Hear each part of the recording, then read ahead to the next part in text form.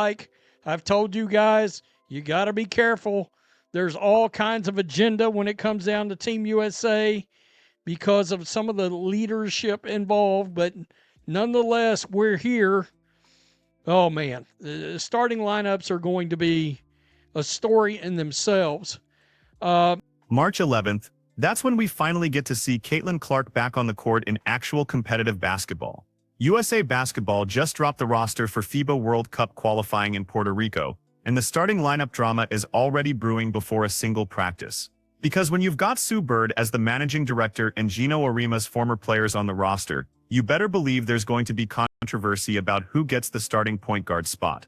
The roster features 2024 gold medalist Kaylee Copper, Chelsea Gray, Kelsey Plum, Jackie Young, Derica Hamby, and Rain Howard. They won the 3x3 bronze medal at the 2024 Paris Games. Leah Boston, who represented the USA in many junior and senior competitions, will compete for the U.S. for the first time since the 2024 FIBA Women's Olympic qualifying tournament in Antwerp, Belgium. Paige Bueckers, Sonia Centrom, Caitlin Clark, Kiki Arifin, and Angel Reese will make their senior national. Look at that roster composition. 6 players are 2024 Olympic gold medalists. 5 are making their senior national team competitive debuts, including both Caitlin Clark and Angel Reese. And here's what makes this fascinating. Brianna Stewart, Asia Wilson, Sabrina Ionescu, and Alyssa Thomas aren't playing in this qualifying tournament. This is the next generation's moment. But there's one name on that roster that's causing immediate concern among fans who've watched USA Basketball's decision-making patterns over the years. For the pre-competition training camp set on March 7th and 8th.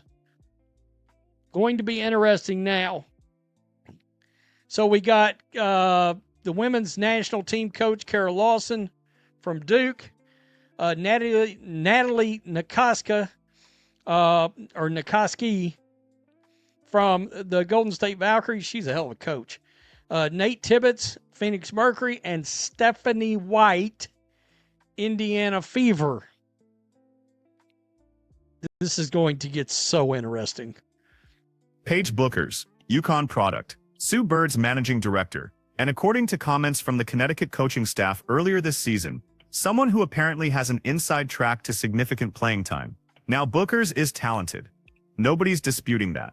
But she's coming off injury. She hasn't played a single WNBA game yet, and she's on a roster with the 2024 WNBA Rookie of the Year, who just broke every rookie scoring record in league history. So why is there even a conversation about who starts at point guard? Sonia Centron, Caitlin Clark, Kylie Copper, Chelsea Gray, Derica Hamby, Rain Howard, Kiki Arifin, Kelsey Plum, Angel Reese, Jackie Young. I guess Brianna Stewart is not going to play in the qualifying round.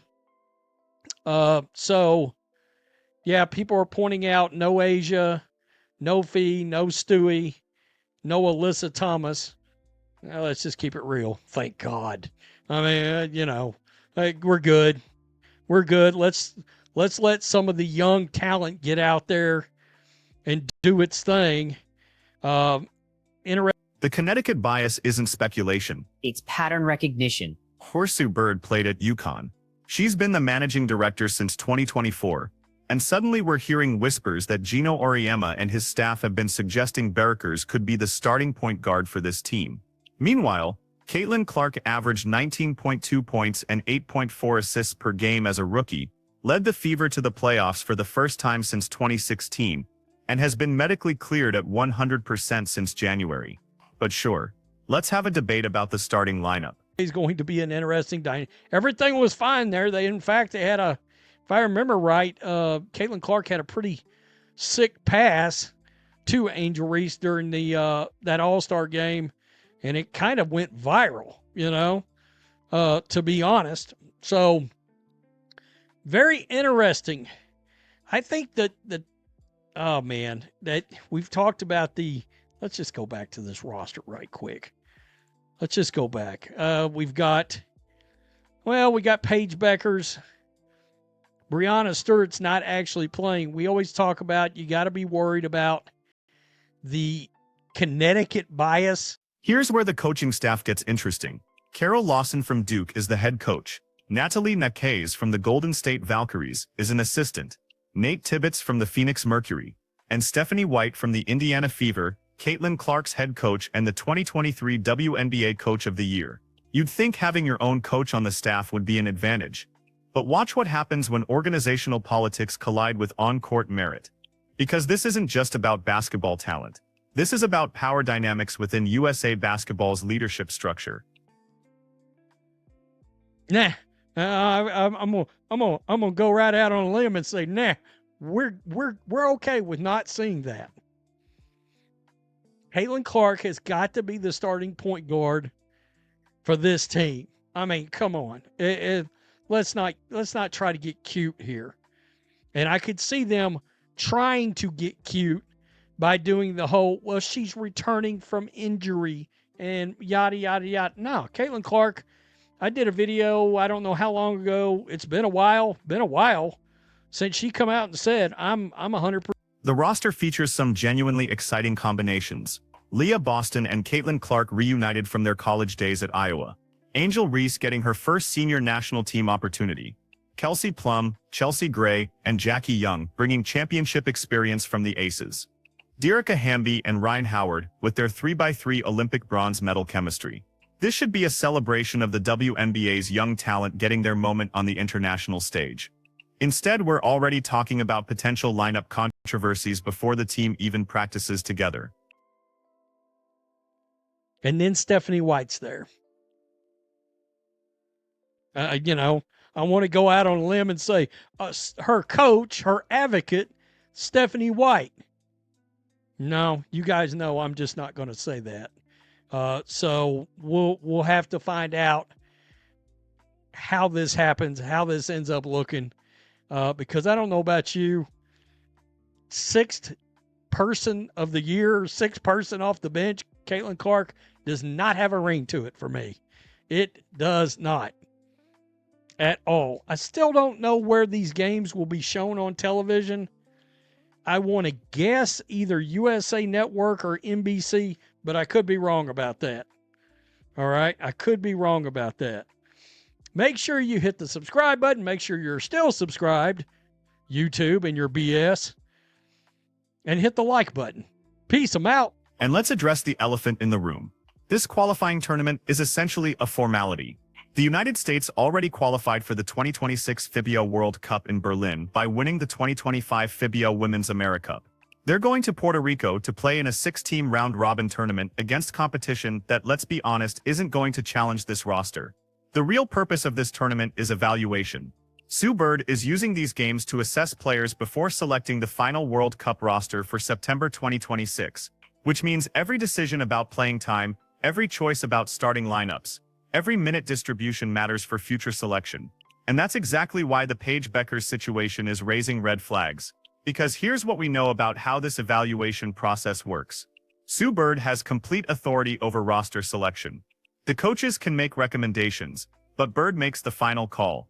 And when you've got a managing director who played at UConn, who's been publicly supportive of UConn players throughout her career, and who's now making decisions about whether a UConn player with zero WNBA experience starts over the WNBA Rookie of the Year, you can understand why people are skeptical about how merit-based this process will actually be.